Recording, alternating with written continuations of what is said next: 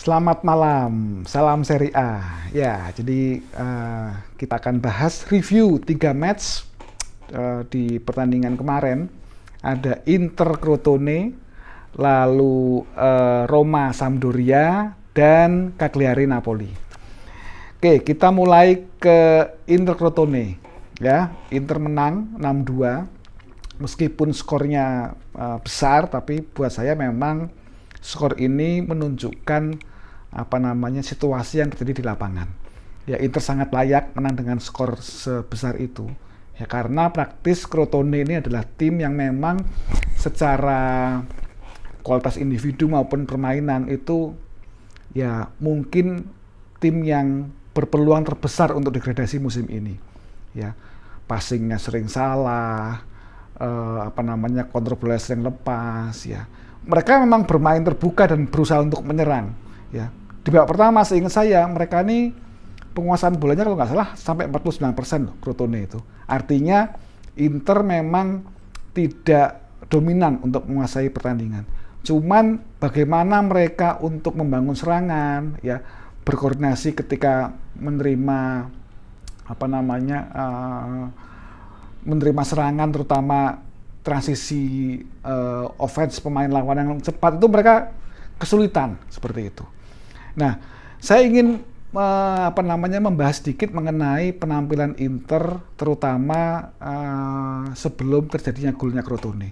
Ya, memang Inter bermain sedikit lambat ya di awal-awal. Ya, mereka bermain aman, passing kanan kiri, back pass, sering melalui sayap, dan ini sebenarnya saya sempat berpikir, wah ini penyakitnya Inter ini mulai kambuh lagi nih. Karena sebenarnya Crotone kan juga tidak bermain sangat defensif ya. Cuman golnya Crotone itu sebenarnya sedikit berkah, karena dengan gol itu Inter akhirnya bisa bermain dengan lebih baik, lebih atraktif, variasi serangannya lebih bervariatif ya. Lalu mereka mencetak 2 gol ya, meskipun gol kedua adalah gol dari bunuh diri, tapi skemanya ini kan skema dari tengah ya, dimana Inter ketika bisa membuat variasi serangan ini lebih bervariatif, itu memang strikernya itu Lukaku dan Lautaro itu tidak butuh peluang banyak untuk mencetak gol, dan ini dibuktikan di pertandingan semalam ya. Skor 2-1 harusnya bisa cukup nyaman untuk menambah gol, malah Inter kegolan dari pelanggarannya Vidal. Nah, Vidal dan Ashley Young ini memang di match kali ini bermain buruk, ya, terutama Vidal ya. Gol penaltinya Crotone itu buat saya memang nggak perlu seharusnya Vidal untuk melakukan pelanggaran di kotak penalti ya.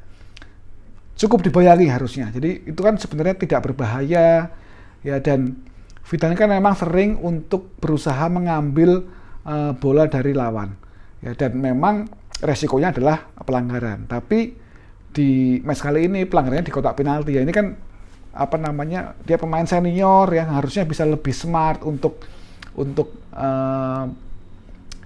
melakukan hal-hal seperti ini, tapi ternyata merugikan Inter ya. Oke, skor 2-2, babak pertama selesai. Babak kedua untungnya Vidal ini segera diganti oleh Sensi, dan ketika Sensi masuk praktis memang permainan Inter berubah ya. Inter bisa bermain dengan lebih fluid, lebih atraktif, aliran bola lebih cepat, dan ketika Vidal masih bermain di babak pertama itu kan sebenarnya Barella berada di sisi kiri ya. Padahal sebenarnya Barella ini pemain yang lebih memiliki kemampuan bermain di sisi kanan. Ya, praktis setelah Sensi masuk, Sensi yang berada di sisi kiri, tengah kiri, dan si Barella dikembalikan ke posisi favoritnya itu di sisi kanan, itu bisa bermain dengan lebih nyaman dia. Nah, gol ketiga, gol keempat tercipta, dan setelah gol keempat itu Inter praktis tetap agresif permainannya. Mereka berani ngepres ya, mereka tetap melakukan pressing, tetap bermain cepat, dan akhirnya terciptalah 2 gol tambahan ya. Nah, di match kali ini memang buat saya Lukaku kan cedera ya, semoga ini ada cedera biasa sehingga dia dapat dimainkan di match-match berikutnya. Dan dengan hasil ini meskipun Inter belum bisa menggeser AC Milan karena juga di pertandingan lainnya Milan menang, tapi setidaknya ini bisa memberikan apa namanya rasa kepercayaan dirinya Inter meningkat ya. Sudah menang mungkin 8 kali ya berturut-turut, dan semoga sampai di pertengahan musim ya atau match 18 Inter bisa mencetak atau memperoleh poin 45 seperti musim kemarin. Saat ini ada 36, masih ada 4 atau 3 pertandingan ya.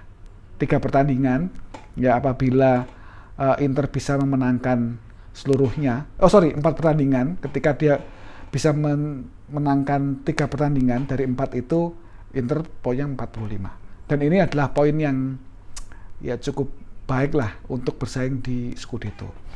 Oke, lalu kita masuk ke matchnya Roma Sampdoria. Ya, Roma menang 1-0. Meskipun memang kalau kita lihat dari skornya, ini kan Roma seperti kesulitan. Ya, tapi menurut saya Roma bermain baik malam ini. Ya, meskipun mereka hanya mencetak 1 gol, tapi mereka bermain fluid, terorganisir, rapi ya permainannya.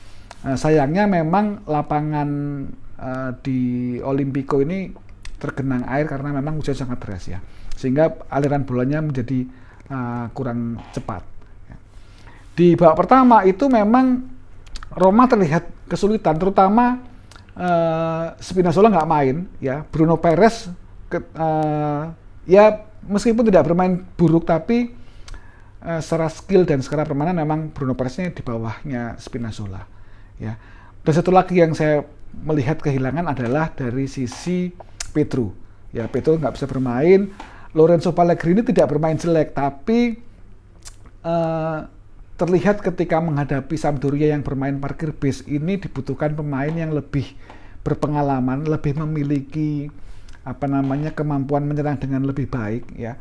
Pedro itu kan kita lihat kita tahu ya bahwa dia adalah pemain senior dan memiliki kemampuan yang sangat luar biasa, bisa menarik lawan ya dengan dribbling-dribblingnya itu bisa menciptakan space bagi pemain, bagi temennya seperti itu, dan umpan-umpannya juga cukup akurat.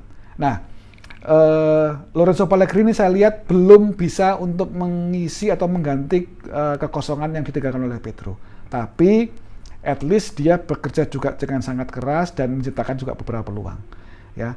Dan akhirnya memang Roma bisa mencetak gol dari Dzeko ya. Dzeko kita tahu memang dia adalah tipikal goal getter ya, nggak butuh banyak peluang juga untuk menciptakan gol, meskipun memang di match kali ini dia hanya bisa mencetak 1 gol ya. Dan Gonzalo Villar ini juga bermain baik ya, pemain muda yang diberikan kesempatan sama Fonseca dan membuktikan memang pemain ini punya skill, punya visi.